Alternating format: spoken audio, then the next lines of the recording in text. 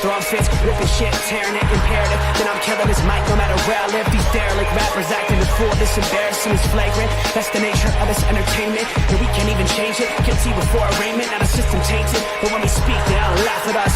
And y'all wonder why I'm lacking trust. Trying to fight a giant with attorneys that can back them up. That's church versus science, both sides start acting up. I'm late on my assignment, hopping up a mile high, climbing, obviously never silent. New alignment, I'm defiant, cannot describe it. Used to describe it as a young graffiti artist. Before the beard, I always got carded. At every bar, even though my bar's been the hardest. The scars on my face that I ain't always been the smartest. But I'll show you where my heart is. I said I'll show you where my heart is.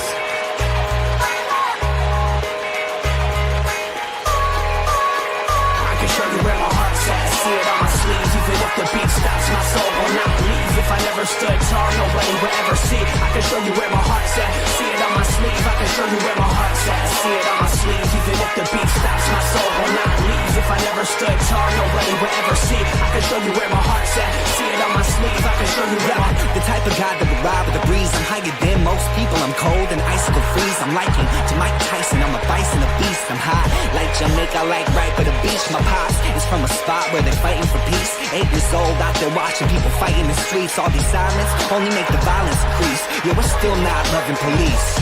It's that bright young American, nice, dumb, arrogant. Tight on a mic, but he might need a therapist. Heart full of kerosene, head full of fairy tales. Said that you're my homie, you don't know me, but I know you very well. Roll back on some West Coast shit. This whole track is wetter than your dress code kiss.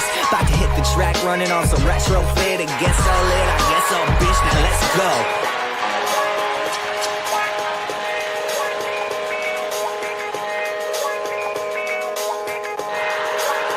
I can show you where my heart's at. See it on my sleeve. Even if the beat stops, my soul will not leave. If I never stood tall, nobody... Tuesday. Ladies and gentlemen, welcome to a little sports nonsense and whiskey. Hanging with the boys. Come hang out with us for a little bit. We got a big rundown. Pinky, Robert, how we doing this evening, fellas? It's excellent. I just spent my last 45 minutes, and that's why I'm just joining you all, so I'm sorry. I've been talking to a couple multimillionaire about F1 races and some of his things and like that, so it's been a very interesting evening for me that I didn't anticipate. It's been excellent, and there's so much nerd to talk about, so I'm excited for the end of the show. Like it? Pinky, how we doing this evening? Well, I could do without Robert screaming in the microphone, but other than that, I'm doing it's good. Tuesday! Pinky, it's been a day. I appreciate you. You got to bring the positivity. I broke the cardinal rule. I took a nap, and I'm not doing well. So Pinky's struggling this evening. Pinky's old. Just kidding. Pinky, you got to work on that energy factor, my man. Yeah, we'll see how he comes along as the evening progresses. There might have to be a couple pokes tonight. Hold on. Slightly, just a couple, just a few. I am up past 11 every night recently. And I'm up at 5 a.m. So I'm the limited sleep. I need some time. I just need some time. Sounds like my day to day. So buck up, Buttercup. I need my beauty. Obviously, I need my beauty rest, guys. Figure it out.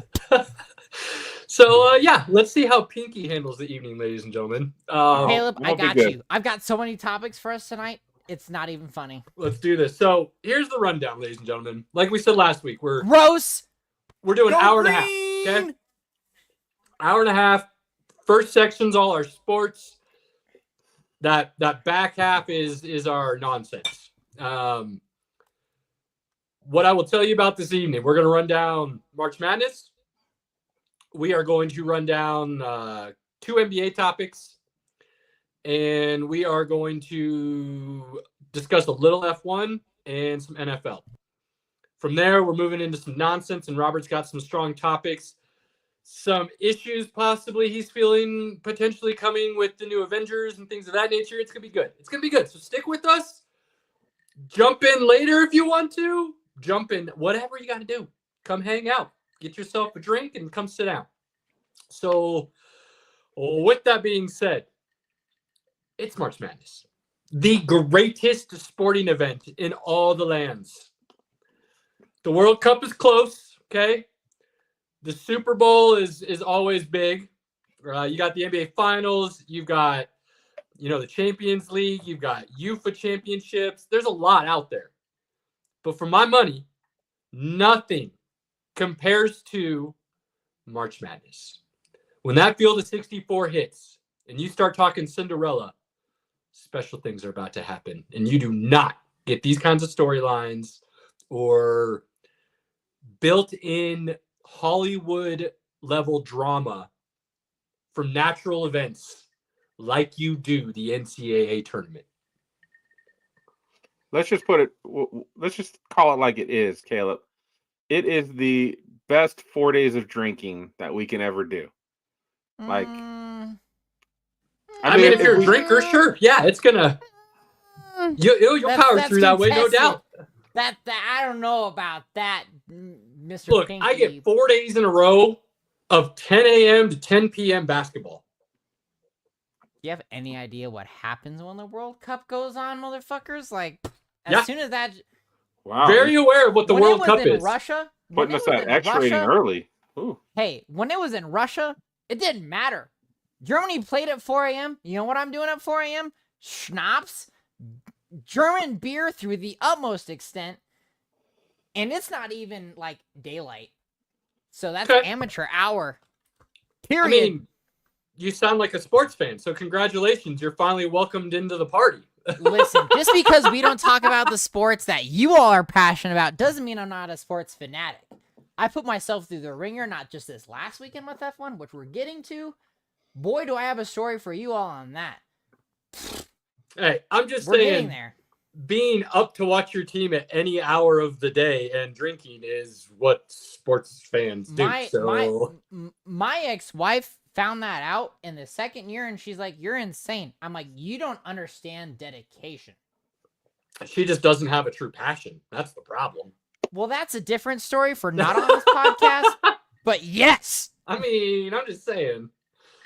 Look, I got people all the time telling me, like, making jokes at work. Oh, it's 7 o'clock. I could use a drink. Ha ha ha. But nobody does that. I'm like, yeah, they definitely do.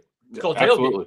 And I do it on a regular basis. And you can judge me all you want. And I don't care. Look, I love a good Bloody Mary, boys. Love it.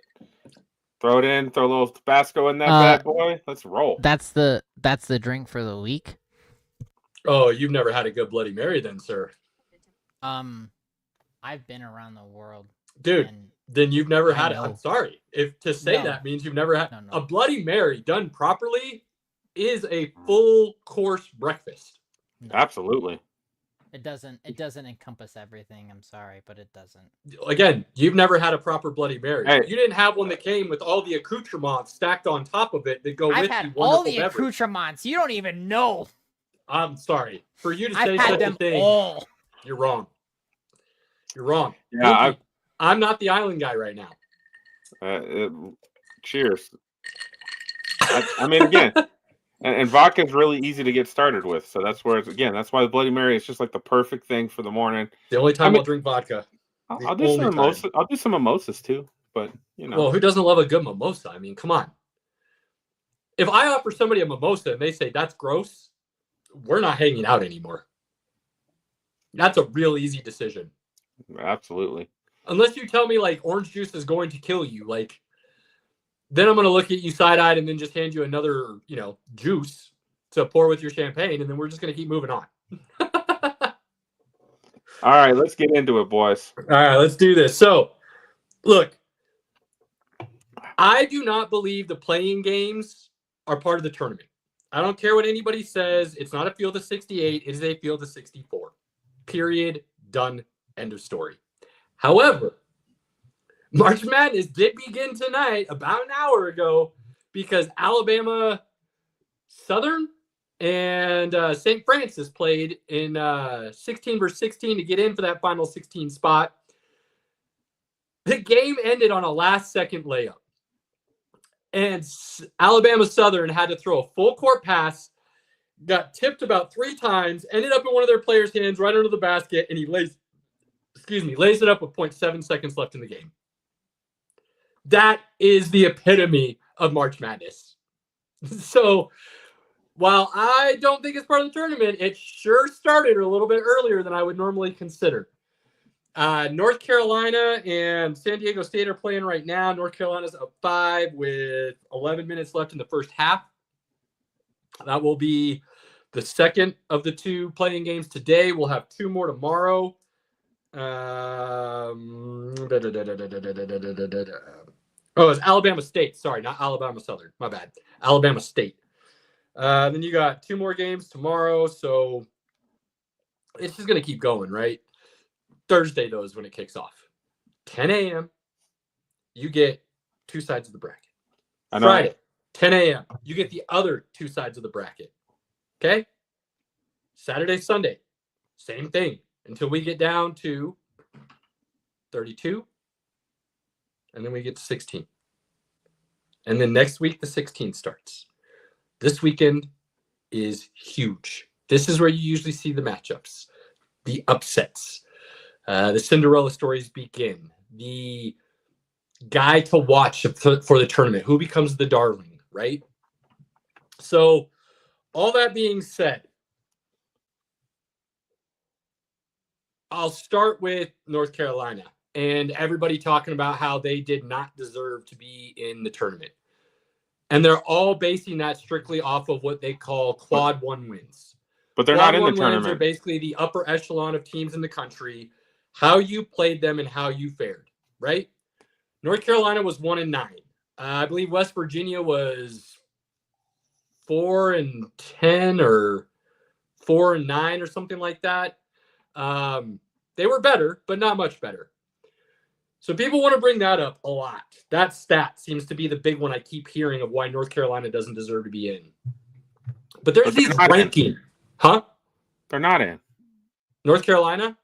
Well, plan. Technically they're in the tournament. The tournament is technically now. Whether I consider it or not, this is the tournament. So they're in. You just said that they're not in because the round of 68 doesn't really count. It's 64. So they're not in yet. That's how I feel. But the tournament states now that there's 68 teams. They were invited in. They're playing right now. They're not in. They're in the field. I don't know what to tell you. They're not in. People thought West Virginia should have been in over them. That was the big one. But there is this ranking that everybody likes to rely on year in and year out. It's called the Ken Palm. And this takes all these different metrics, the quad 1 wins, your record, your strength of schedule, all of these things. And it compiles them into a ranking system. Think the old BCS computer rankings. Very similar in those regards. Ken Palm, guess where they have UNC ranked? 33rd. Guess where West Virginia is ranked? 53rd. They're not even close. They're not even in the same ballpark. So you can take all these metrics you want to argue one way or the other. But I said it from the very beginning. Yes, I'm a North Carolina fan. Even I was a little surprised they got in. But I said winning on Thursday night and then almost beating Duke on Friday night is what got them in, I believe. Those 2 games.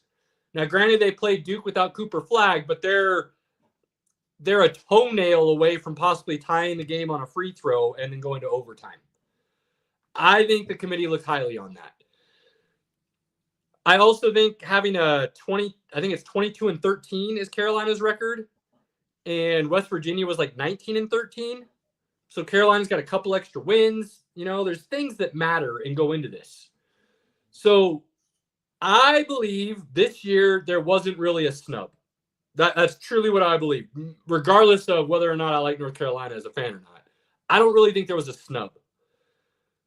I do believe, though, there were some very interesting rankings within this. And the biggest one would probably be Louisville.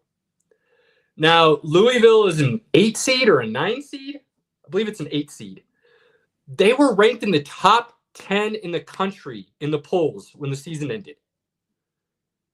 How do you go from top 10 in the country ranked to being an 8 seed, which is basically calling you 32-ish, 32 to 36, somewhere in those ballparks of where the committee decided you were ranked, which is crazy. Absolutely crazy. You know, there are a few others out there that people weren't exactly happy with, but I think the 2 biggest things I heard this entire time were Louisville's ranking Robert, and North Carolina getting in. pick your head up, Robert.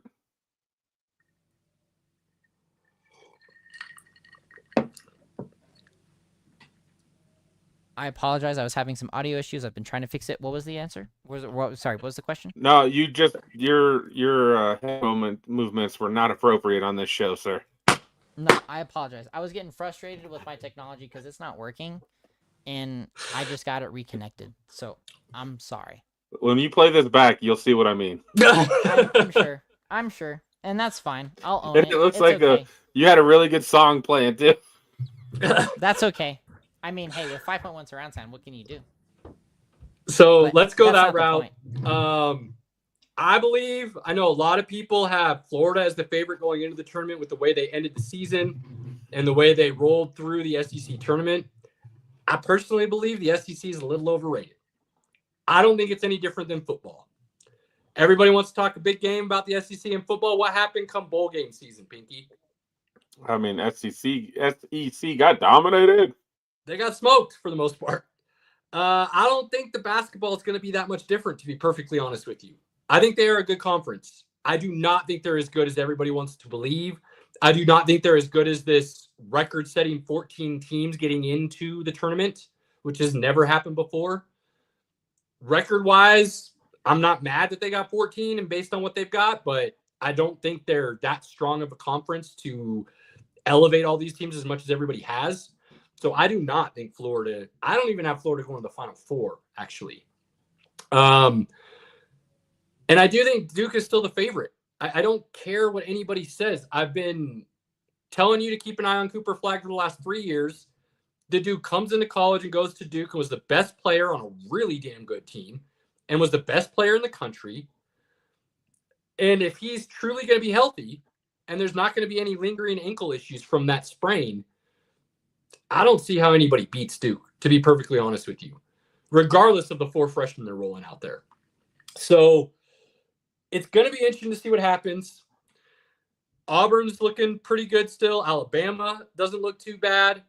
You've got St. John's looking good. You've got, why am I drawing a blank? Michigan State. With me. Huh? Oh, green! Let's go, Michigan Sparty! State is looking good. Tomorrow, I believe it's on Friday at 8 o'clock Mountain Time, 10 o'clock Eastern, if I'm not mistaken. Houston. I apologize, Houston. I don't know how I was drawing a blank on you. Houston is the other one that I actually think I would have right behind Duke.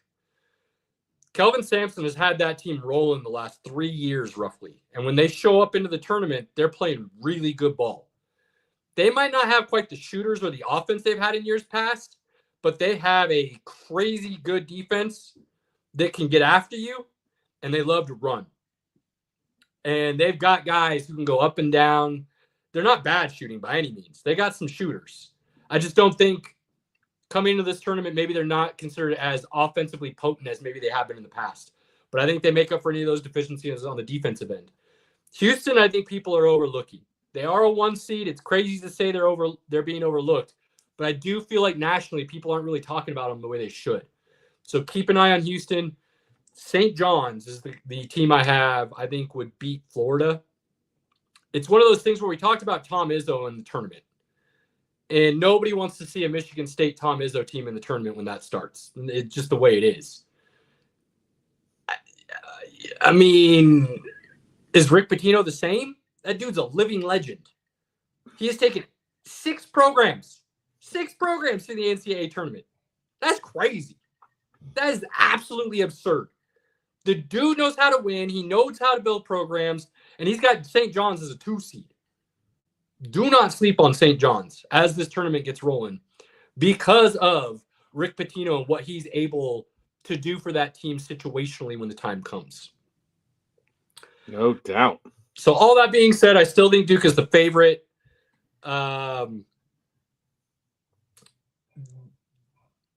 This tournament, though, as a whole, I believe is one of the more wide open tournaments we've seen in recent memory.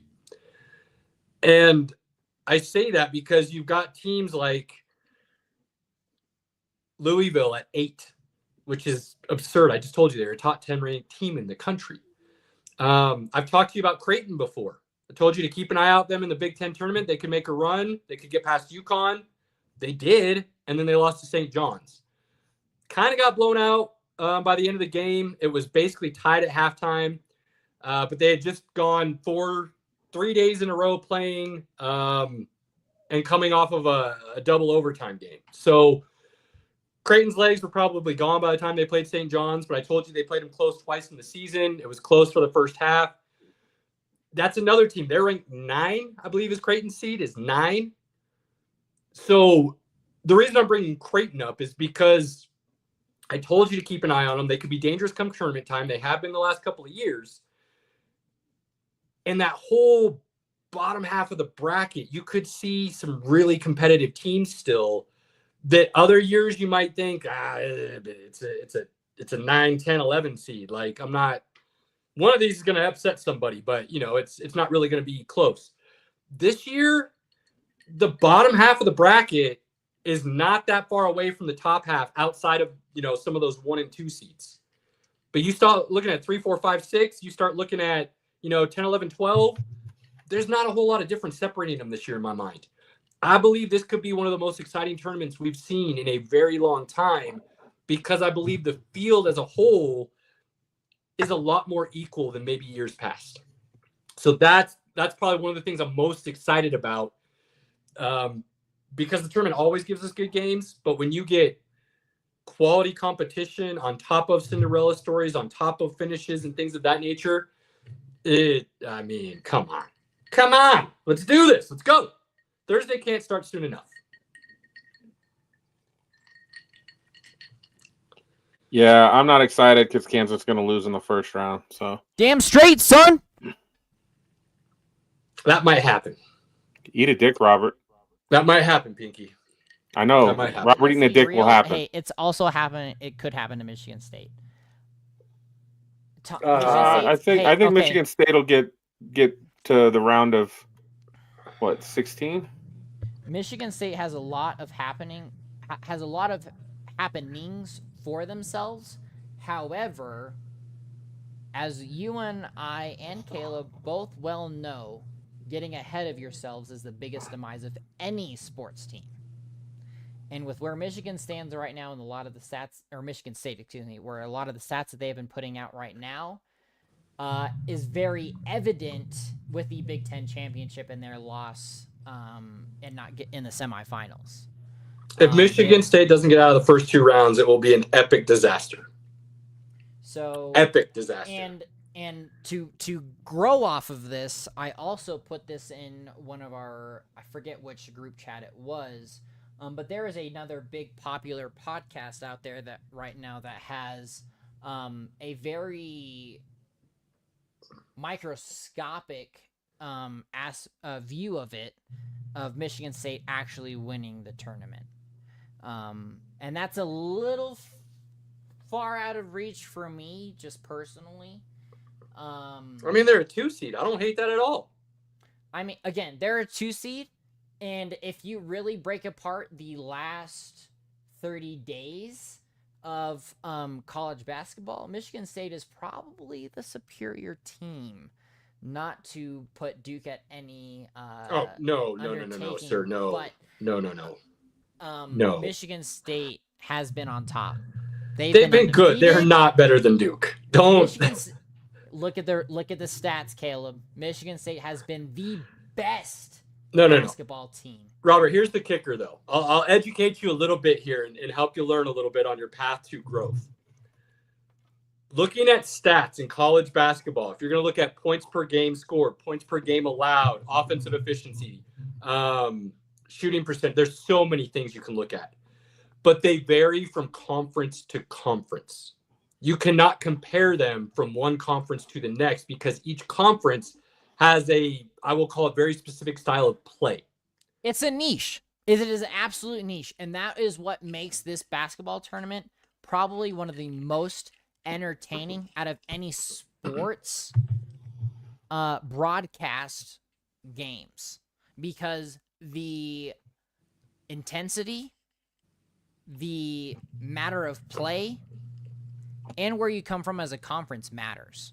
CSU's made 3 of the last 4 NCAA tournaments, which as our home state is a massive testament for what we can do. And to broaden this nationwide it really opens up the perspective of what the tournament does. And the fact that, and I know it's been a point of contention on our cast before about how many teams get into the tournament. And with looking at it in that aspect, there's too many teams that really leave that up to chance. And that's all that it is it's a World Cup on a basketball stadium, collegiately. Not professionally, collegiately. Amateurs. This is a win all or lose all. You're the best team. And that's what makes this tournament and these aspects so entertaining. Facts, Because my good man. UNC could get in, as they did, and come in and end up in the Final Four. As we well know, they probably can do. And on top of that, Michigan State has, again, proven, not just in their division, or conference, I should say, but nationally, have been well said. undefeated since Thanksgiving. These are the things that I look at going into the tournament. But again, using my favorite sports tournament of all time, no one anticipated Germany to win the 2014 World Cup. It was Brazil's. Sure. It was Brazil's cup to lose, and it happened. And this tournament this year is, I think, in the last 3 years, maybe 4, probably has the most, I don't know what the hell is going to happen. Because Duke suffered injuries. Michigan State lost in the Big Ten tournament. Not to mention the Big 12 and the SEC and their problems in their basketball tournaments. It's really anybody's tournament right now. There is no clear adversary to overtake this. Hey, you agree with Caleb? That's what he said. And I love Michigan State. I love my boys. I love my Spartans. And Tom Izzo is very strong. However, there are too many unknown abilities, if you will, that haven't been put to test. And this tournament, I think, is going to really show that. I hope so. I'm going to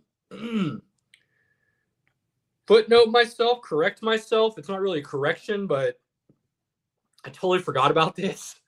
And as I'm looking at the brackets, just making sure I didn't miss anything I wanted to discuss, it was glaring right in my face. So I apologize that I talked about these two teams, and then one of them's out in the first round because Louisville and Creighton play each other in round 1. I don't know how I forgot about that, but I did, and now it's reminding me of all the thoughts that I had flooded when I initially saw it, which is that's BS. So yeah, I talk about two teams that could be underdogs and Cinderella stories coming from the lower tier, and one of them's gone in the first round because they play each other. So my bad. Let me throw a couple more at you though before we stop, and then we'll move on. Where are they? Let me find them real quick. Bear with me here. I know they're in this tournament.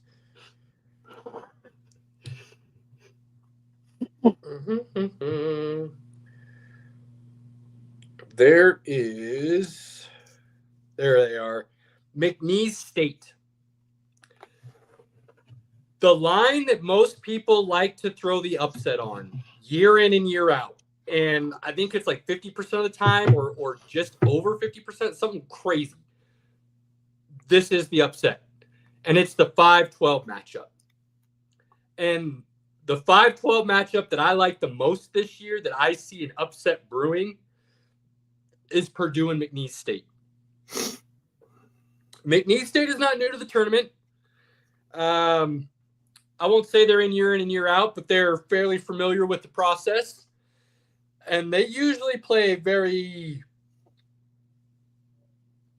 very high level of up and down, fast-paced ball.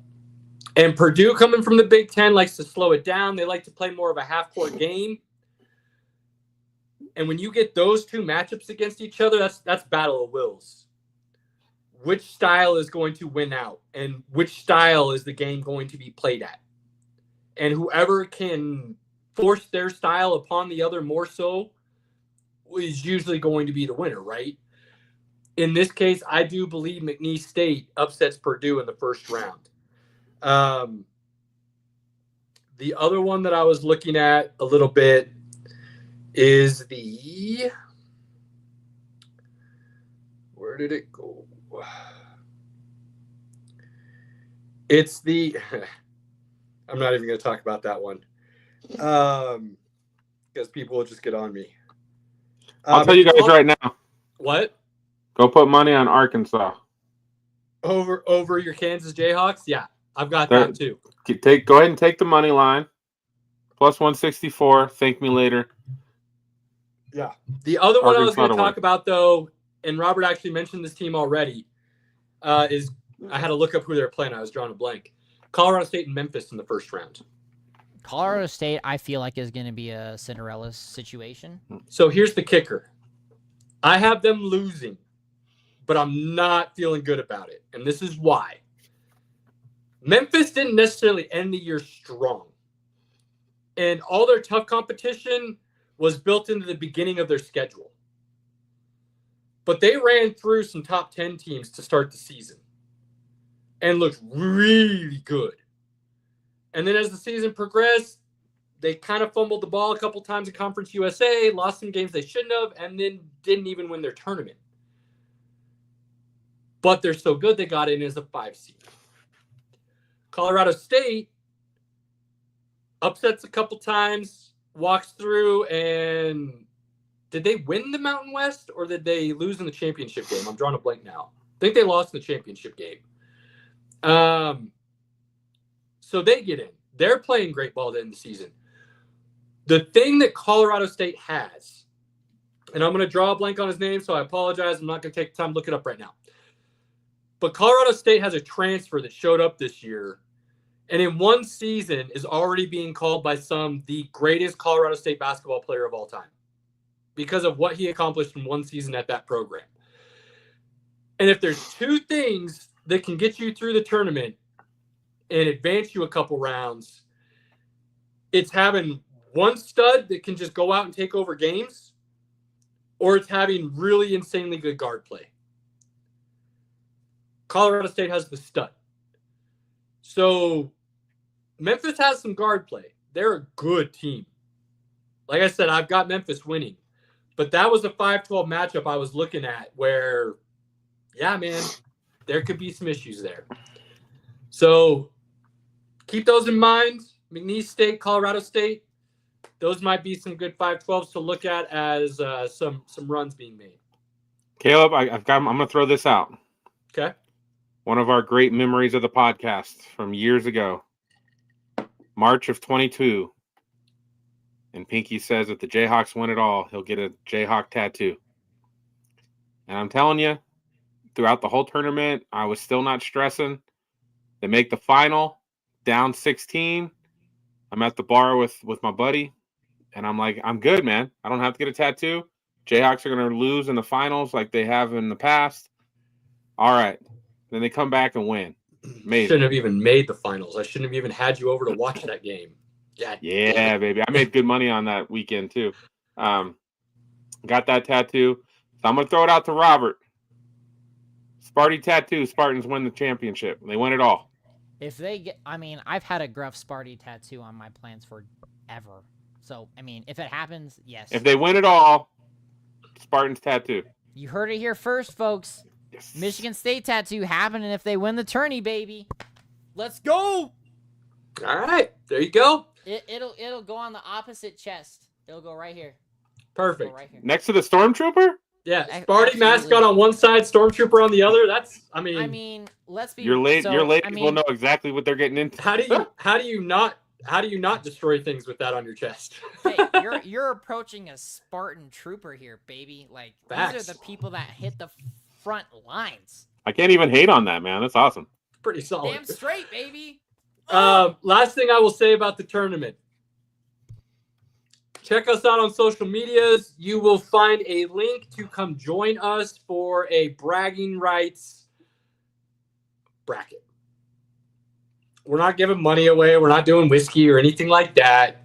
bragging rights. We'll call you the champ. You can come on here after the tournament if you want. We'll invite you on to spread the good word if you want. Come join us, though. Have some fun, bragging rights, talk some smack. The link is on socials. It is through Sleeper. Should be a lot of fun. Please come make a bracket. I think we're still at the point. Eventually, it'd be cool if we could give a bottle of whiskey to anybody who wins. We're not there yet, but whenever we get sponsored, guys, we'll do that. Yeah, we'll start doing more. Sticking with basketball, moving into the NBA. I've got 2 topics I said I wanted to discuss tonight about the NBA. The first is the Lakers and Austin Reeves. I did not believe Luka and Bron would be able to be dangerous this year. I said long term it could work out. But this year I didn't see it. I was wrong. If they are healthy going into the playoffs, I don't care what anybody says, they should be one of the favorites to win the title. And part of that is because Austin Reeves might be the best third star on a team right now in the league. I know, Pinky. I know it's not glamorous. It's not something you would normally hear. But if you watch the way he's been playing this season, and specifically the way he's been playing with LeBron out, the kid's balling. But again, you said the key word, LeBron out. So right, that's why I said the third star. When LeBron's in there, Reeves has issues with consistency. He looks amazing one night, and the next night it's not quite there. He's like the Michael Porter of the Lakers. Like Michael Porter looks great one night, and then the next night you're like, what the hell happened? So that's not an awful comparison. It's just the consistency. But he's looked really great with LeBron out. He's put up a lot of good games. He's played well. I don't know why he's playing so well with LeBron out. Maybe it's because he takes that back seat when LeBron's in. Yeah, I get what you're putting down. So just pay attention because they do have a legit third star. Now, they don't have a big that's worth anything. But if you're running Bron, Luka, and Austin Reeves out there on the perimeter, and you can go up and down the court, and you've got 3 guys who are good passers and 2 guys who are great passers, and then you've got guys around the perimeter that can knock down some shots. Look, say what you want, but Luka and Bron are probably 2 of the top 5 players in the league right now. You can debate that. They're definitely 2 of the top 10. I don't think that's debatable. 2 of the top 10, I would absolutely cheers. Yeah, for sure. So cheers, sir. You got 2 of the top 10. You got arguably the best third star in the league. That goes a long way. And their chemistry developed way faster than I would have ever imagined. And that, look, say what you want, but that's kudos and props to LeBron and Luka. Because what that truly does is show their basketball IQ.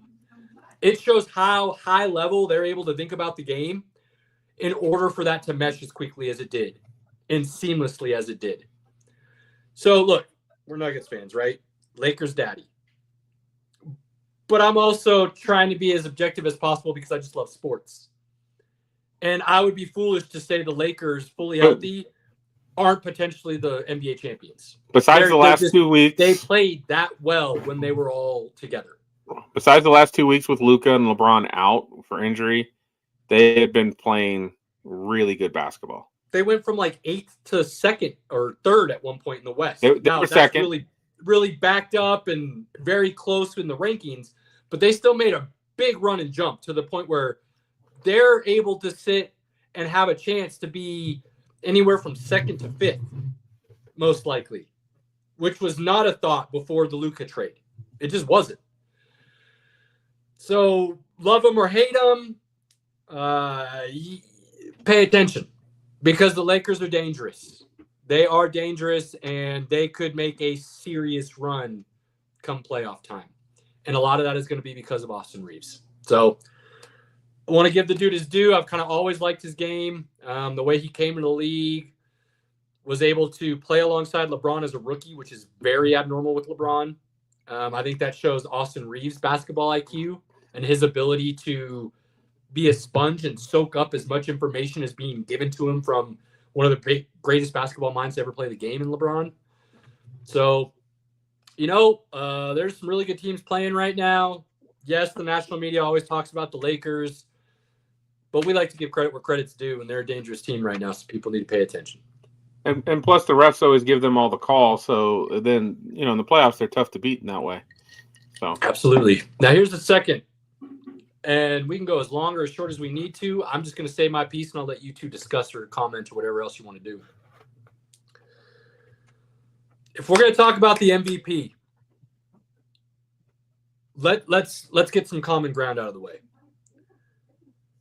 Whether you're talking about the best player in the league or you're talking about the most valuable to their team, I don't care what your definition is one way or the other. You're going to use one of those two. When we start conversing and we have a debate about it, just let me know which one you're going to use, and we'll start from there. I'm good either way. The problem, though, is no matter which side you want to go, which avenue you want to roll down, which fork in the road you want to roll, both of those answers are Nikola Jokic. And this is why. He is top 5 in the league in 5 different categories. He is top 3 in the league in 3 categories: points, rebounds, assists. His team is in the top 4 in standings in the West. With him on the court, the Nuggets are one of the best plus-minus teams in NBA history. With him off the court, they are the worst plus-minus team in history. So we've got a guy, best player in the league, right? Has to be with where his numbers are this season. You cannot say somebody else in the league is better than Nikola Jokic based on stats. And I don't want to hear stat padding. You're going to come at me and talk about him stat padding. All you're saying to me is you do not watch him play. Because the way he gets triple-doubles and the way Russ got triple-doubles are not even similar. Watch the game. They're not the same. The other side of that, best player. Got all the stats to back that up. Best player. I don't want to hear SGA's averaging 4 more points a game. We'll just take away 2 of Jokic's assists. Add that to his point total. There's 4 points. He's now tied with SGA for points. He still beats him in rebounds and assists. And even taking away those 2 assists from Jokic, he's still top 3 in the league in assists. Okay? So there's the numbers. You want to talk about most valuable? Okay. Take SGA off of OKC. Take Jokic off of Denver. I just told you the plus-minus difference with Denver. Denver is struggling to make the playoffs without Jokic. No, hold on. OKC is still one of the top teams in the league without SGA. Denver's a lottery team if Joker's not on the squad at this point. So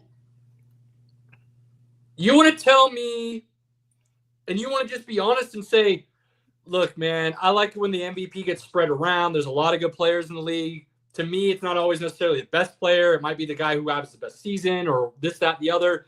Best player on the best team. Okay.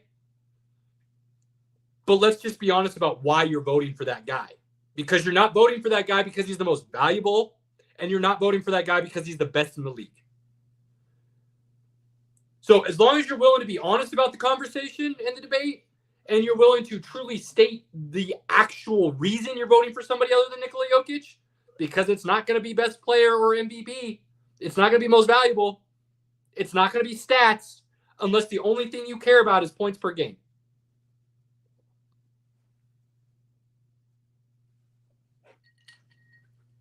Yeah, this isn't even a debate. And then the people that are still saying SGA, and again, it's just that there's a couple things in there. One, SGA is awesome, right?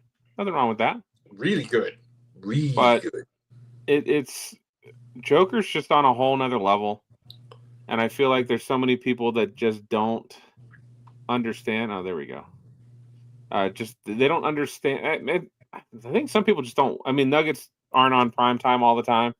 Like one of the last games are on prime time. All the stars were out. 3 of the starters were out last night, so they didn't get to see Joker. And again, I feel like people aren't watching when they comment on this Joker SGA. Like they're watching SGA. They are the number 1 seed in the West. They're up by a lot. I don't think there's any way they don't win the one seed, right? But that just tells me like you either you don't know basketball that well, or you're not really watching, right? Your box score, you're watching the box score, Right. and if you're watching the box score, I don't see how you don't look at the box score and be like, holy shit, did Joker have a 30-20-20 game? Like, are we what? Like, it's insane, and I know it's fatigue, right? I don't want to hear that shit. I don't want to. Pinky, you're right. Yes, it gets talked about, but what a shitty argument. Well, and can we also just say maybe it's this Joker's white? I mean, is that a thing? I won't play the race. What I will say though is I think there is a level of unathleticism that pushes the debate in SGA's. I mean, we've talked about that. Joker is the dude the old white guy that shows up at the court with sweats on and a headband and looks goofy as hell, and you're like, yeah, that guy can't ball, and then he just dominates you, and there's nothing you can do. And he's like, that shouldn't work, but it does. And then you get done, and you're just like, hey, man, awesome job. Like, you know. It's absurd. It's absurd. And the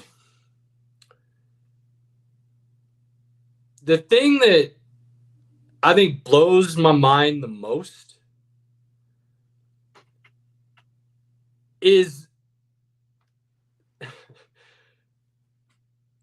I cannot even count the number of times that you hear somebody go week to week, national media, Stephen A. Smith, I don't care, they're all doing it. Jokic just did something historic that's never been done in the NBA before. Wilt didn't do it. Shaq didn't do it. Bird didn't do it. Magic didn't do it. Jordan didn't do it. On and on and on. And they give him all these flowers for being so insanely good and doing things that have never been done before. And then in the very next breath, they go, SGA's the MVP. SGA ain't doing anything this year that we've never seen before. He's not having a historic season for a point guard or a shooting guard or a small forward or a power forward or a center. He's doing nothing historic this year. But on a weekly basis, people are bringing up something that Jokic did that's never been done in the league before. Wilt didn't do it. Duncan didn't do it. Hakeem didn't do it. And then they have to stop comparing him to centers, and they have to start going to all-time greats. Bird, Magic, Jordan. They didn't do it either. We are watching a player right now, I believe this year is the first true year of Nikola Jokic's true prime. And we get this for another 3 years, in my opinion. That's what I'm looking at right now. That's how good he is. And we're talking about it on a historic level, and you're telling me somebody else is MVP. Dude, this is not a homer take. I'm sorry, it's not. I love the game. If you know me, if you've ever talked to me, ask Pinky, because he's told me to shut up plenty. I will argue against my own team if I believe it's true, because I just love the game. I want to see the best for the game. I want to see it grow. I want to see it flourish. And when you diminish certain things that certain players are doing, you're bringing down the game as a whole. Yeah, you just can't talk, and you make the greatest point there. You cannot talk about how great, like all the all-time great things that Joker's doing, and then be like the next segment, oh, but SGA is the MVP, and you just can't do it. And it's points per game. Just because you lead the league in points per game does not mean you're MVP. Well, and his team's the 1 seed. I do believe that does matter a little bit in the MVP race. I do. But again, Jokic won his first MVP and the Nuggets were a 6 seed. Because everybody realized if he wasn't on that team, they would have had the first overall pick. They wouldn't have even been in the playoffs. So they gave credit where credit's due. No. They said that is the best player in the league, and he probably is the That- most valuable. That But first this year, MVP, for some reason, this year they're not using that criteria for some reason. and that first MVP of SGA was doing what he's doing. I don't know if he was at his point yet where he was doing what he's doing. If he wasn't doing what he was doing now, he would have won MVP that year for sure. Yeah. The second year, Embiid got hurt, and that just kind of led Joker to get it because I think Embiid would have got it that second year if he hadn't gotten hurt. And then the third year, Joker would have got it. I feel like if he hadn't taken 2 weeks off to just relax because we were the 1 seed. And, He got tired of hearing everybody talk about him and Embiid, and he said, "I'm out. I'm done." Well, he needed some rest, and it didn't matter to him. Like MVP doesn't matter to him. He doesn't care. The job is what winning happened after that? basketball games. What happened after that, Pinky? Oh, Winning a Jokic can't championship. be the MVP. No way we can give him 3 times. He doesn't even have a championship. Blah, blah, blah. 3 in a row. Only Bird did that. This, that. Oh, I'm just going to. Okay, cool. So we're going to go win the NBA Finals. I'm going to be the Finals MVP. I'm going to go on a historic run through the playoffs. And I'll just take that MVP instead. Right. All right, cool. And that's what he did. And he was more than happy about it. So, yeah. And again, I hate ladies that and it's gentlemen, still- please understand, this is no hate against SGA. Notice how I gave you none of SGA stats other than his points per game. The fact Because of the matter I'm not is trying when to you put look this at- dude down. He's having a Well- phenomenal season. He is one of the best two-way guards in the game. But we are not talking about him week to week doing something historic. And Go ahead, what I want Robert. to mention is that the fact when you look at it stat-wise, I mean, Jokic is putting up better numbers than previous years. Yeah. So the fact that this isn't even a conversation is absolutely ridiculous. And Yeah, he's literally having his best unfortunately, season of his career this year. when being numbers guys that the way we are, when you look at it tangibly, not out of any favoritism or who's coming from what or what, yeah, this person's doing 30 times better than they were before. It doesn't matter. When you look at a tangible stat about what is being done and you're overlooking it, problems. Because now you are setting a unnecessary precedence going forward for not only just future generations, but in the short term of 5 years.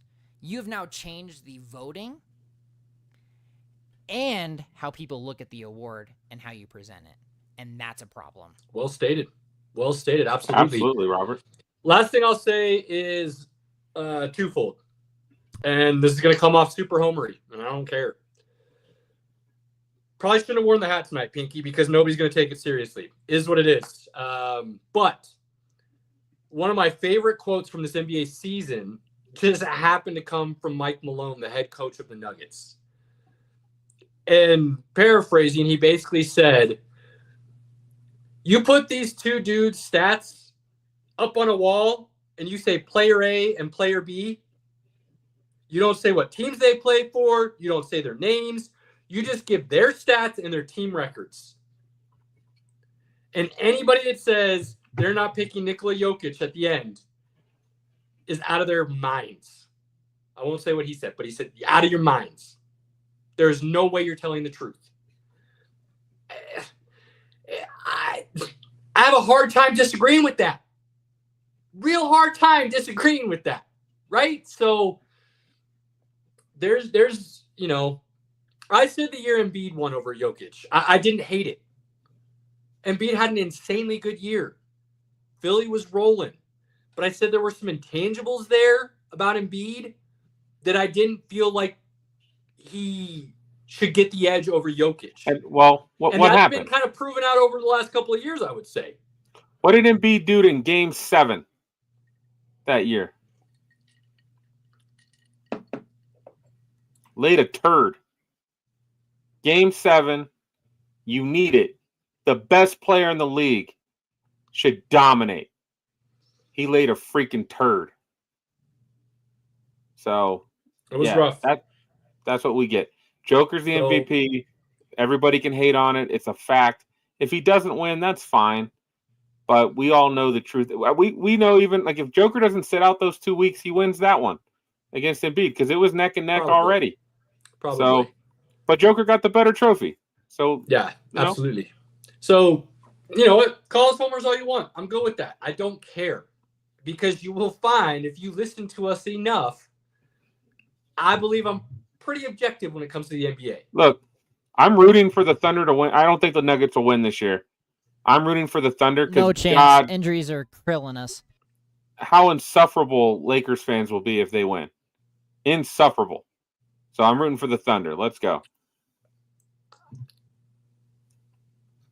Health will be They've never won one. Health will be a factor, but if the Nuggets go into the playoffs healthy and they don't get Minnesota in the first round, well, if we get playoff Jamal, we might be all right. I just don't want to see Minnesota in the first round. We might be the Lakers, Daddy, but Minnesota might have our number. I don't think it's written in stone yet the same way as us and the Lakers. As the Nuggets and the Lakers. But, I mean, Nuggets up 20. They should have won Game 7 last year, and they blew the lead. No legs. Minnesota is specifically built to beat the Nuggets. Conley said it. So that one worries me. And the way the matchups are falling right now, that's a very real possibility for them. They're not built to beat anybody else, but they'll beat the. Yeah, go figure. So we'll be discussing a lot more NBA because the season's starting to wrap up. NFL's slowing down. The only reason we didn't talk about a lot more this week is because the tourney's going down, and you got to talk about the tourney. And then we're gonna have to talk about the tourney next week, and the week after that, and the week after that. But as teams lessen, and we can focus more on just one or two topics, NBA can come up a little bit more. So that's the NBA. Robert, I need a little F1 discussion with you right now. We're gonna roll through NFL topic, and then we need to get some nonsense, my guy. So, Right. knowing, F1. let me set the stage real quick. I apologize. Let me set the stage for us. Over the last 5 years, I'll say, I have really started to get into motorsports, specifically NASCAR and F1. Really trying to learn more about them. Truly watch and learn rather than just have it on in the background and try to understand. It's been casual, I would say, up until last year. And then last year, I really started to get into it. There's just so many things that interest me, and I finally decided it was time to dive in a little deeper, and I did. And I'm glad I did. Fast forward to the start of this F1 season, Robert and I get to talking, and unbeknownst to me, he was feeling the same way. Something about motorsports was kind of pulling him in. Now, he doesn't really have a lot of interest in NASCAR at this time, and that's fine. No big deal. So I'll give context. But he's feeling F1 right now. He's feeling it a lot the same way I am. And we both are, how should I say, young love, if you will. Puppy love in a way where we don't know any better, but we're really enjoying what we're seeing right now and the ability to soak up as much information as knowledge as we can. So the F1 season kicked off on Sunday for us Saturday night down in Australia with the Grand Prix. And, 10 o'clock it starts here. It ended at about 12:30 in the morning. But Robert and I were messaging back and forth rapidly throughout the whole thing. And I would say the first, I don't know, there's 57 laps or something like that. And the first 47 were just guys going around the track with some rain. So there was some things going on, but nothing going around the track. Right, nothing crazy per se. It was status quo, if you will. The first 47 laps. That whole rate. Did you listen? But then the last 10 laps, all of a sudden, nuts. Those last 10, things went bonkers in a hurry. So with that set up, Robert, jump in here, my guy. How are you feeling? What are you thinking? After the first race, what are our thoughts? So first off, so for those that are not familiar with F1, this is pure instinct. And Caleb, I'm sorry that I haven't I haven't done it, and I will make it a point to do it. I will log in to Facebook tomorrow to do this. But I sent this video to us privately, and I should have posted it publicly, was what the racers actually see. And now, as us casual highway 9-to-5 drivers, that blowback is from rain is a bit annoying. This is your job. Millions of dollars on the line, and you can't see crap. You also are doing a $120 on average rather than 30. Not to mention these pole position. I mean, and Pinky, I don't know your F1 experience, but Caleb had the best description of it today, and I love chess, so this was a very accurate conversation for he and I, is that F1 is a chess match. And while you may take a position, that position's not set, and that is at any point up for grabs. And it is very clearly demonstrated with who I'm personally following, just with my history, with AMG, with Kimi.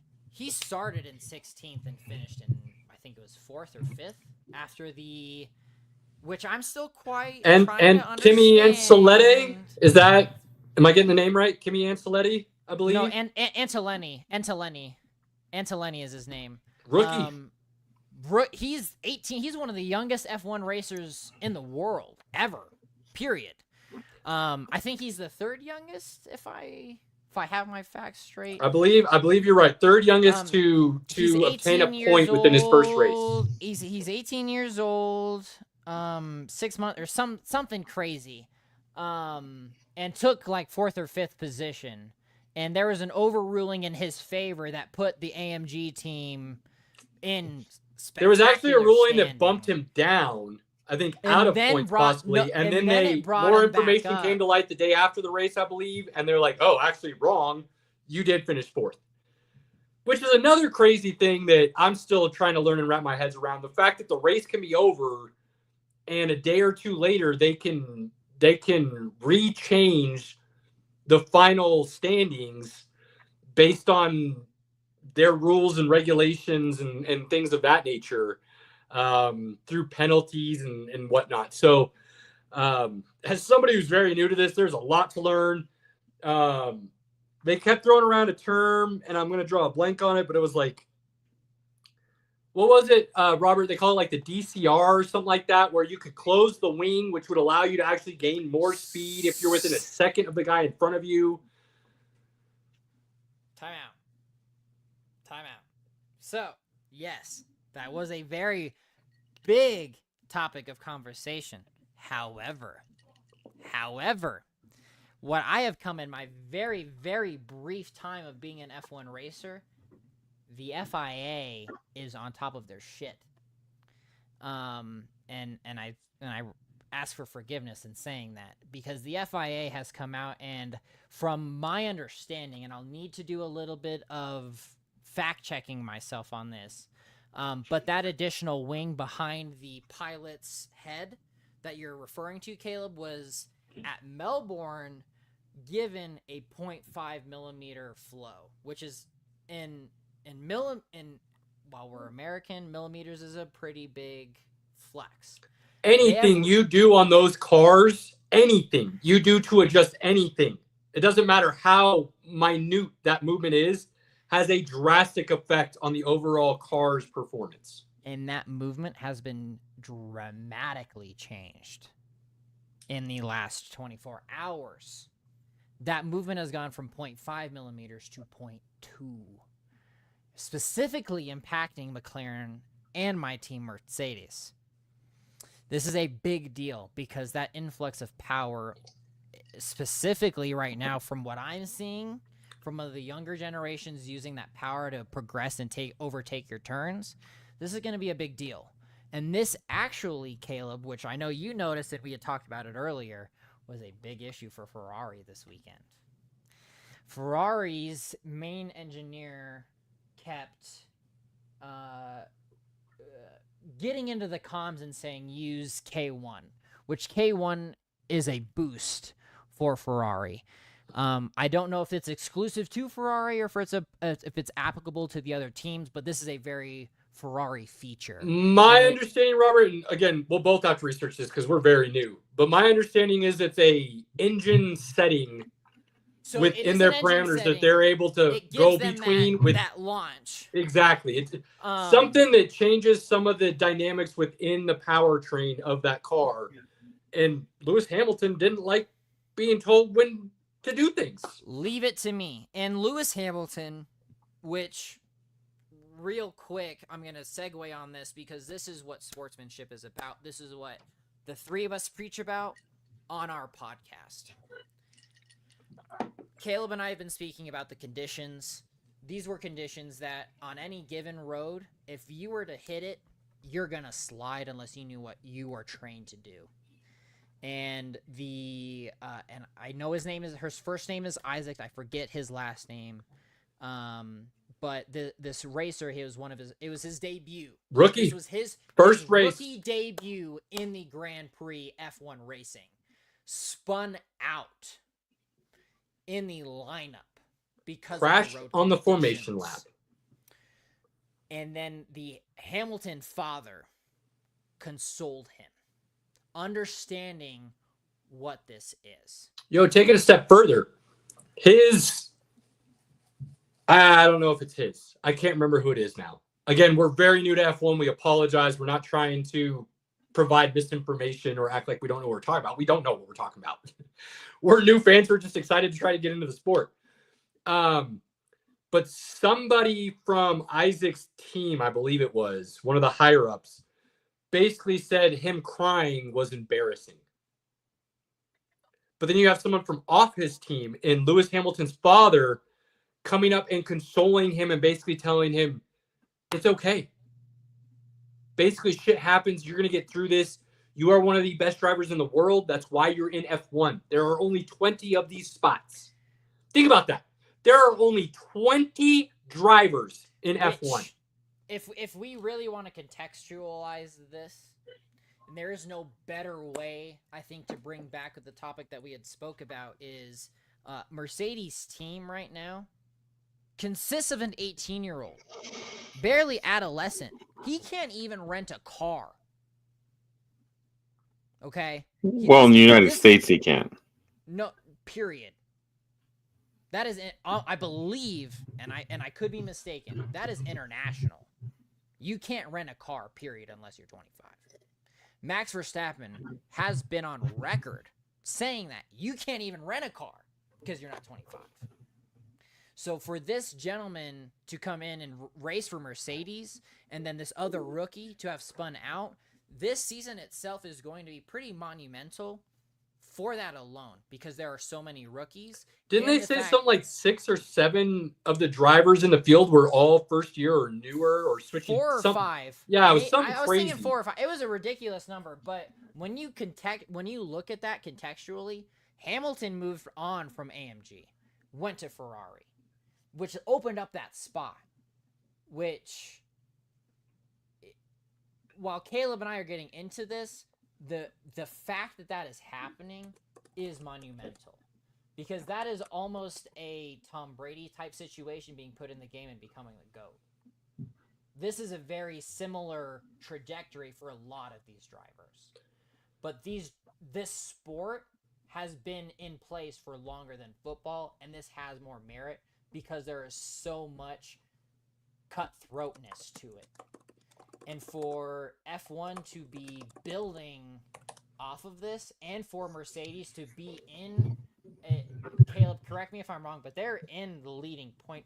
They're not in the leading point, but they're up there in the top 3 to 4 of points so far in the first race before we even go to China, which is a very big deal. The winner being Lando and McLaren, I think it's something like 25 points they get as the winner. So, regardless of if two other team or if another team gets both of their drivers in that top Is it the top 10 score points, Robert? I believe it's the top 10, and the 10th place gets 1 point. I'm gonna give a little bit of education here real fast, because Caleb, you and I are both new to this.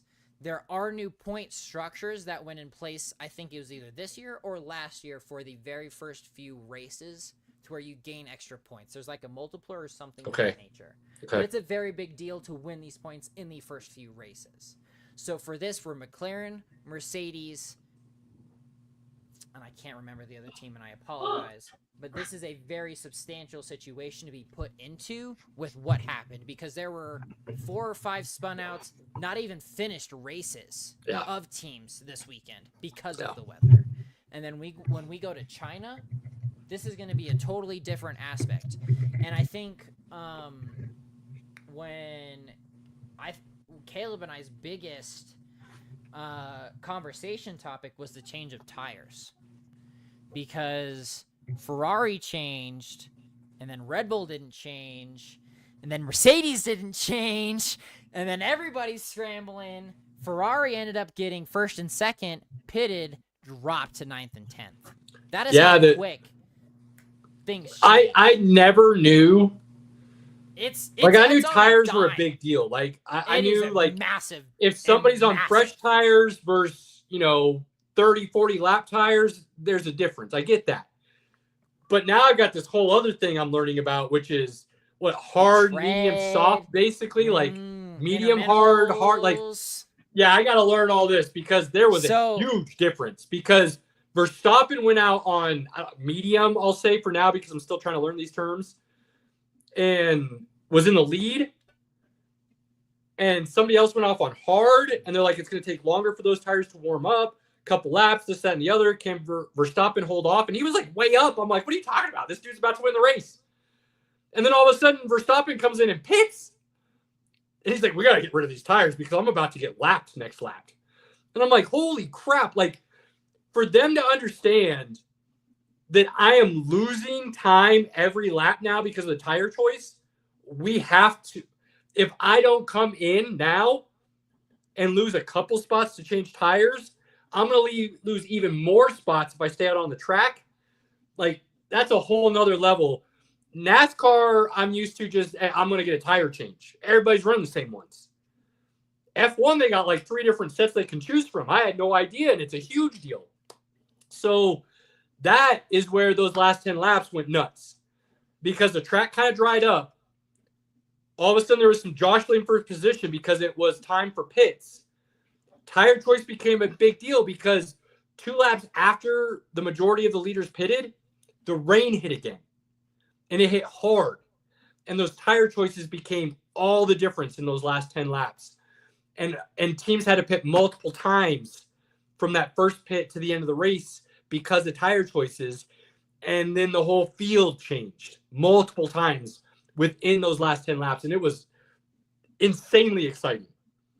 The only complaint I would have is, at one point there was like 3 lead changes, and the camera was just focused on a wreck. And I'm like, what are we doing? Like, you're watching the running order on the left-hand side of the screen, and it's flipping all over the place. But the camera's not cutting to the race, so you don't get to see what's happening. So that was a little bit of a bummer. But outside of that, great way to start the season, Robert, from a casual as us. So, all right. Now, this is where I take what you see and probably go a little further. So I got off of, I've been having that lust for F1 for a while.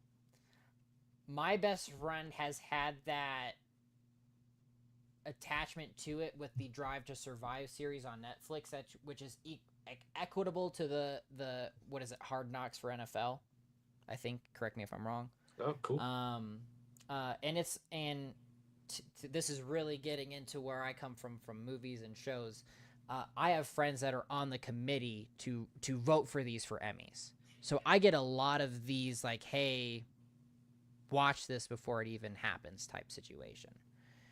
So getting that exposure to it and watching this has been there, and finally watching it and quantifying where this is coming from multiple media sources this by far was one of the most chaotic and exciting starts to F1 racing because of the new blood, what's happened, the changes in drivers, the changes to committees. It's been incredible. I mean, you've had one of the most prestigious racers transfer for from what I can gather, no reason. Kind of like when Tiger Woods changed his caddy back in the early 2000s. From what I've understood, Hamilton was not happy with the direction of AMG. They were not listening to him with car changes and choices that he wanted to see implemented. And it became we were no longer seeing eye to eye, and this was a beneficial parting of ways. And when you listen to the Ferrari Hamilton talkbacks, it is even worse. It's odd. What AMG, because you're sitting there, and I mean, it's not just Hamilton. It is not just him. It is his partner as well, which for Formula One people, or for new Formula One people, I should say, you're a team. So there are points to be given as an individual, but your team is winning points. Yeah, it's an odd contradiction because it's an individual sport with team aspects, which is pretty wild. But again, it's what makes it unique and interesting at the same time. Which going forward, because and again, I am happy. Please, for the internet warriors, keyboard warriors out there, correct me on this. The FIA has been probably one of the most organized and efficient committees of a sports program. I've heard a lot of controversy about the FIA over the last couple of years with me just learning about this. I know there was a big issue. I think it was one of the first years I got into it where Hamilton probably a lot of people felt should have won the points lead, but there was a decision on like the last lap of the last race of the season that ended up giving Verstappen the crown. And it was a big controversy that I still don't quite understand because I'm still learning. So there's a lot. And we're excited. Can't wait for Shanghai next week. And Robert and I are going to start learning and seeing how things progress. Yeah, 1 a.m., baby, on Sunday. Fuck. Yeah. So that's our F1 for the week. Look, I like F1. But at this moment, I probably don't have the capacity to get into it. It's not that you don't at this have time. The capacity, Pinky. It's just that I think that for you personally, you have so much going on outside of this that the time to it is just not there. Because you watch wrestling, you handle the NFL, and a little NBA. Unfortunately, these are one of the things that you might just have to rely on. And when my friends like, you need to finish Invincible, and I finish Invincible, like, you know, do you I do what I'm remember that told. deal, by the way? What was Yeah, I that did it, deal? man. I did it. Barely. I got it done. All right. Doesn't matter We're how not long. there, I got we're it not there done. yet. We're not there yet. We're not at We're nonsense. done. We're done. Here's the deal. We've got 12 minutes left. So, Pinky, Robert, here's Hold listen, on. here's our options. We can finish with NFL, Nah, we're gonna do nonsense. or we can do a very abbreviated version of nonsense. Or we can do NFL and extend nonsense next week, do no football talk next week, slight F1, March Madness, and do an extended nonsense next week. Pinky's What do we lost feel is without- the best option? Pinky's lost without football talk, so we may as well just Look, get a few minute Look, minutes. all right. Look, I'm going to ask our viewer who's asking questions right now. I'm going to answer this question, then we're moving right into nonsense. I'm going to do my portion, and then I'm going to hand it off to Robert. No, Jack- hey, I just told you, we don't have time to do both. If No, we he's don't gonna have finish time, his- we're gonna sell one of them short, and I don't Hold want to do that. 10 minutes I've- is fine. I've got to talk. I've got to talk at least 2 minutes on John Cena. Okay. Okay. He's fine. He's fine. Let's Give throw him- out the give NFL his topic time. because it's quick and easy. It's just a fun little conversation piece that people could pass around the coffee table, and then I'll let you do Cena, No. and we'll do an extended nonsense next week. I'm just responding to Jack. Jack, probably Mundingus. I don't hate the Raiders as much since they moved to Vegas. Vegas is like my town. I love Vegas. I've been to the Raiders Stadium twice. I've taken a tour. I've been to the Super Bowl in Vegas. It's a great stadium.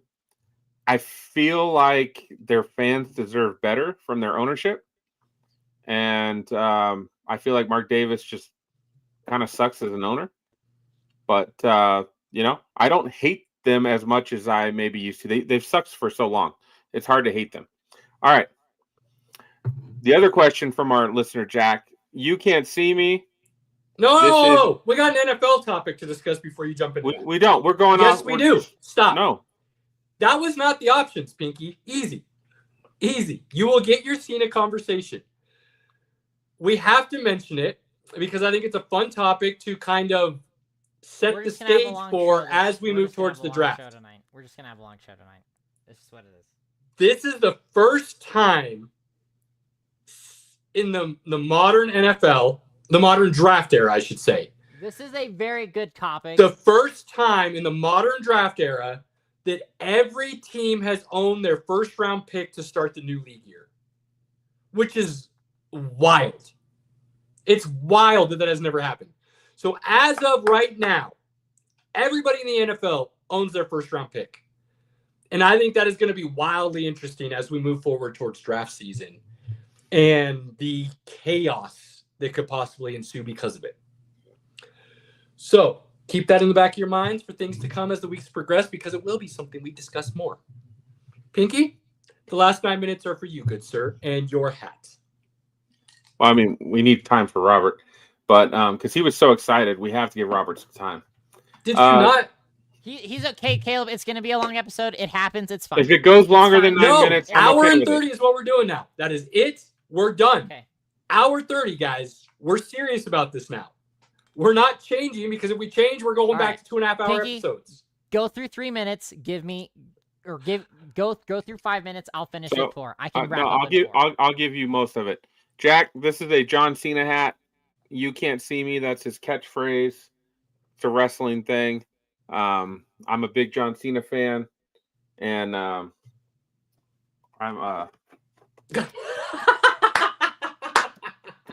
I'm a big wrestling guy. I love it. I'm enjoying everything they're doing right now. Yes, so, it's just casually sitting on the side. Just got it. The champ is always here, boys. Well played, sir. Well played. Well done. Caleb, I don't know if we could do any better than that personally, but that was solid. Pinky. That was solid. So casually, just slides onto his shoulder. Bravo. I mean, that's what the champ does. So, I mean, hey, that's look, Pinky's it realm. sat here. I stole it. I would have not been that smooth. That was that was well played. Chef's kiss. Well done, Pinky. I think that's it for you there. So I guess nonsense here. Very briefly, Pinky, you finished Invincible. I did. And just to put this to context for you, because I know you're not a big comic person, that final episode lifted the pages from the last 2 episodes were fantastic. They were lifted. I mean, to the letter. Outside of Conquest's little heart in outer space that was added, everything else was from the comics. And and Caleb, you'll love this, because this is definitely a hot take for sports nonsense and whiskey. One of the biggest critic reviews of anything nerd is IGN.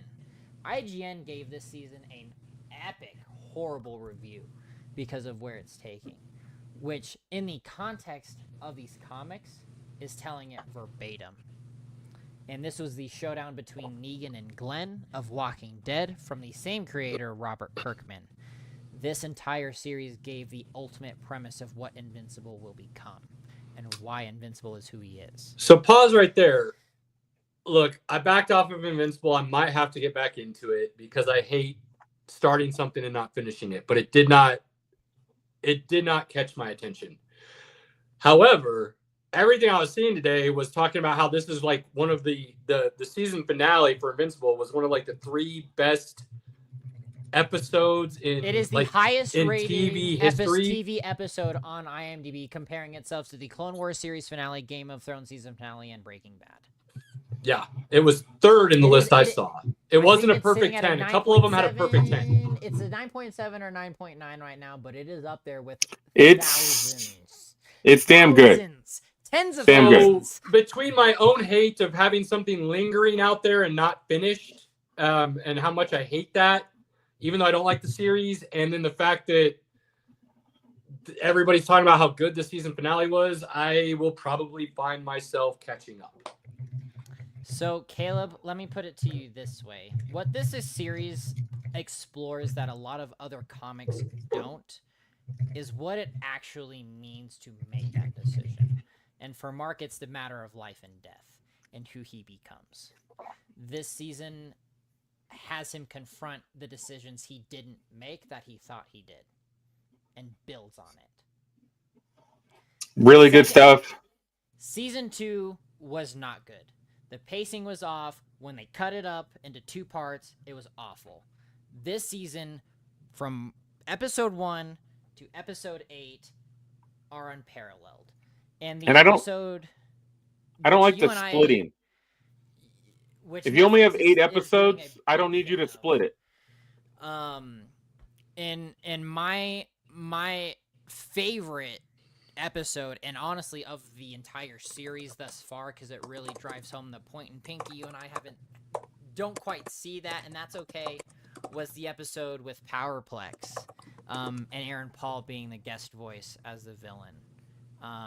There's a lot to unpack there that I don't think we haven't really talked about, Pinky.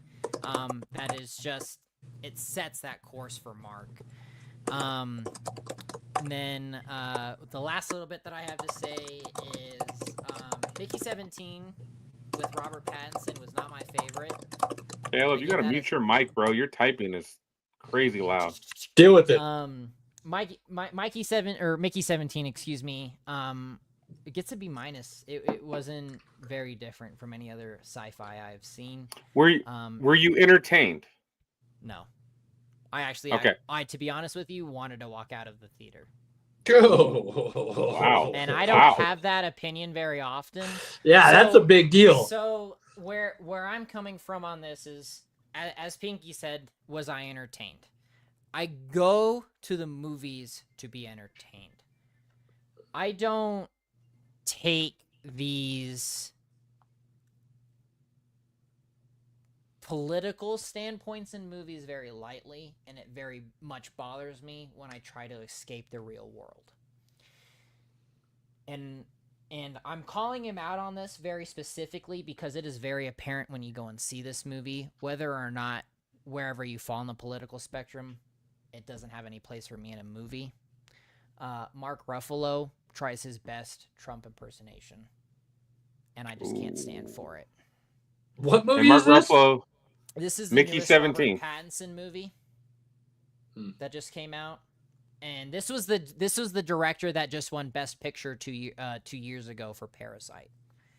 And yeah, I never saw that, so I haven't either, and I really want to. However,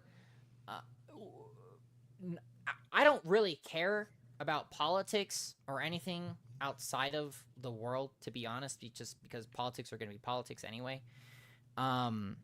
It really ruined the movie for me. I thought it was I thought the premise was at least smart, but that really brought me out of it, and I have never come close to walking out of a movie before, I think, as close as that, and it was really disappointing. I know other people have said that they have enjoyed it, and it is reviewing critically very well. But for me, to be entertained and to come back to the real world, it didn't happen because Mark Ruffalo, I felt, tried overly hard for that, and it just didn't. On a side note, I saw Novocaine with my son this weekend, and that was thoroughly enjoyable. As an action movie, don't take yourself too serious. Pinky approved? Oh, absolutely. It's so much fun. I'm It's so excited much to fun. watch it. Love It is it. on my It's- list. I am sad I didn't get to go see it with you, Pinky. I do want to make sure that at least some point in time, at least once a month, we try to go see a blockbuster together. But this is on my list because Nerdness, he is now being cast as Max Payne, which, whew, Ooh, that could be fun. This sign will say me there up, were- baby. there were moments in this movie that had me cringe, just because like he doesn't feel pain. The character himself, he doesn't feel pain. Like he's got an issue medically where he can't feel pain. That leads to all the kind of comedy of it. But Same then they as the do some James things. Bond evil character back in the day with Pierce Right. Brosnan. So they do some weird things with him where Like that it's like, reference, Robert? oh. So, Pinky approved Novocaine. Love it. Sweet. On that note, we are wrapping up for the evening. But I am saying now to hold mostly myself accountable for next week. At minimum, the last 30 Hour minutes 30. of next week are going to be nonsense because I know Robert's got a couple hard-hitting topics that we really want to discuss and could be a lot of fun.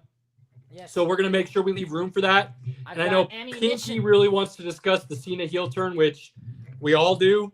So we got to make sure room's left for that. So at minimum, next week's episode, last 30, are going to be nonsense at minimum. So Sweet. prepare for that. Sorry we couldn't get into it more. F1 went a little bit longer. You know how we do. We tend to get a little bit more passionate and start rolling into things, and then all of a sudden we think of something that we didn't think about before, and now we got to control ourselves a little better. We're working on it. We apologize. We're trying. On that note, do not ever miss out or lose the opportunity to share time with your inner circle, family, friends, whoever you consider that to be. Cherish those moments. Take advantage of them as often as you can. And, make sure the people around you know that you care. It doesn't hurt to say I love you. I love these two guys because they're my boys.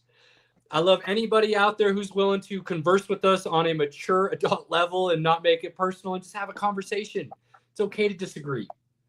And We at appreciate 1 all of you a.m. that support us in any shape, way, or form. 1 a.m. Sunday, Caleb and I will be on the sports page talking F1. If you are awake, talk with us.